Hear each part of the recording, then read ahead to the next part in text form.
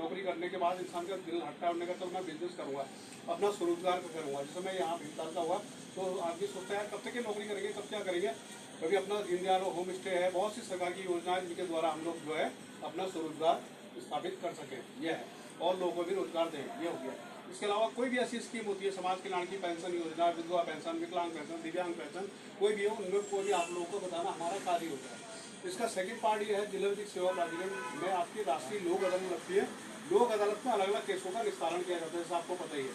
तो माननीय civil court, माननीय हाई कोर्ट और माननीय सुप्रीम कोर्ट, इससे बड़ा तो दुनिया में कुछ नहीं है ना, कोई भी ऐसा नहीं है। जो एक प्रधानमंत्री भी जो है वो भी उसी के दायरे में आता है, और एक सामान्य नागरिक जो है वो भी सब बराबर है। तो कभी आज का जो मेरा टॉपिक है, जिला विधिक सेवा प्राधिकरण की तरफ से गिरफ्तारी से पूर्व और गिरफ्तारी में विधिक कानूनी ज्ञान। जैसे आप दो पक्षों की लड़ाई हो गई, माना मैं एक सिंपल तरीके से बता रहा हूँ आप दोनों की, आप दोनों भाइयों की आपस में लड़ाई हो गई, लड़ाई झगड़ा हो गया किसी भी मामले में। अब आप थाने में जाते हैं, थाने वाले रिपोर्ट नहीं लिखाते हैं आपकी, ठीक है, या कोई दिक्कत आती है आपको, तो आपको हम लोग निःशुल्क विधिक सहायता देते हैं, और एक ज़्यादा समय, तो उसमें आपका जितना भी है, जैसे कोई ऐसी दिक्कत है तो उसमें आपका वही अधिकार है। आपको थाने में ये नहीं करके आप अपराधी की श्रेणी में आए, आप अपराधी की श्रेणी में तब तक नहीं आते जब तक आपका अपराध सिद्ध नहीं हो सकता है। उसमें आपको एक समानता का अधिकार और पूरी तरीके से आपको अधिकार प्राप्त होते हैं, ठीक है। तो उसमें आप लोगों को जो भी है हम लोग निःशुल्क अधिवक्ता देंगे आपको, जो भी है आपका।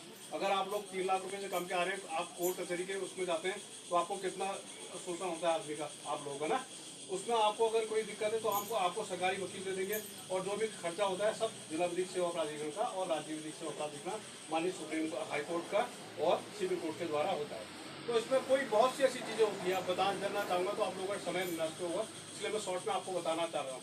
एक होता है उपभोक्ता संरक्षण अधिनियम 2012 के अंतर्गत, जैसे आपने कोई फ्रिज खरीद दिया, टीवी खरीद दिया, या कुछ अपने घर के लिए खरीद दिया, अब गारंटी वारंटी पीरियड में आ गए, और अब घर में लाने के बाद उसको गए तो वो खराब हो गया। अब आप उसके बाद जाते हैं डिस्ट्रीब्यूटर के पास, भैया ये तो गारंटी पीरियड में इसको दूसरा दो या रिप्लेस करो, ये करो, वो आनाकानी करता है।